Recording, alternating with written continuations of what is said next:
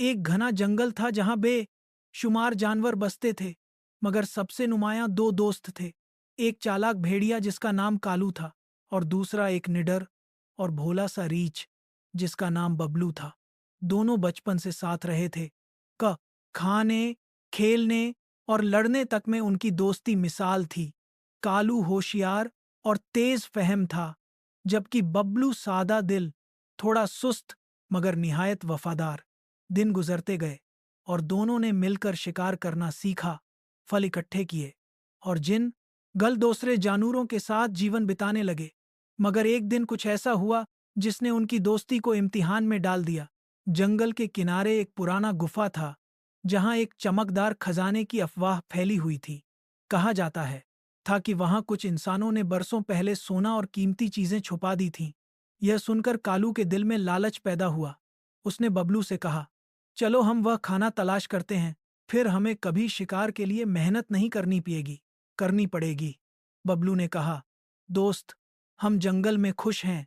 ये खजाने इंसानों की चीजें हैं, इनसे दूर रहना बेहतर है। मगर कालू बाज ना आया और बबलू को भी अपने साथ राजी कर लिया। दोनों कई दिन गुफा के अंदर पे रास्तों, अंधेरी सुरंगों और खतरनाक झाड़ियों से गुजरे। आखिरकार एक दिन उन्हें एक छोटा संदूक मिला, जिसमें वाकई सोना और कुछ चमकदार चीजें थीं। कालू की आंखों में लालच झलकने लगा। वह बोला, बबलू, अब ये सब मेरा है। मैंने ही यह रास्ता ढूंढा, तुम तो साथ बस यूं ही चले आए। बबलू हैरान रह गया।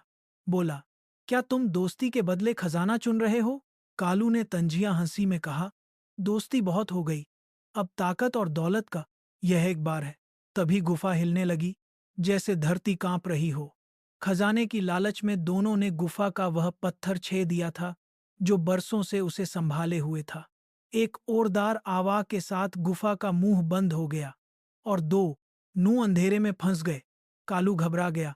बबलू ने कहा, देखो, हम अपनी लालच की सजा पा रहे हैं, लेकिन हमें एक दूसरे का साथ नहीं छोड़ना चाहिए। कालू खामोश हो गया। उसने पहली बार अपनी गलती मानी।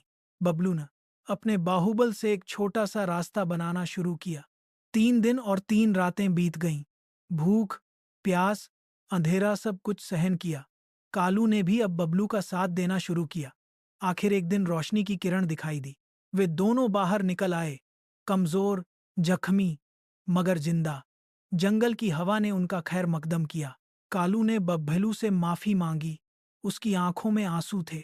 बब्बलू ने मुस्कुरा कर कहा, दोस्वती में माफी नहीं, सिर्फ सच्छबले चाई और सा थ होता है। खजाना वहीं रह गया, मगर दोनों के दिल अब उससे ज्यादा कीमती थे, क्योंकि उन्होंने जान लिया था कि असल दौलत एक दूसरे का साथ है। उस दिन के बाद कालू ने कभी लालच को करीब नहीं आने दिया, और बबलू हम यीशु हमेशा उसका साया बना रहा। जंगल के जानवर आज भी उनकी दोस्ती की मिसाल देते हैं।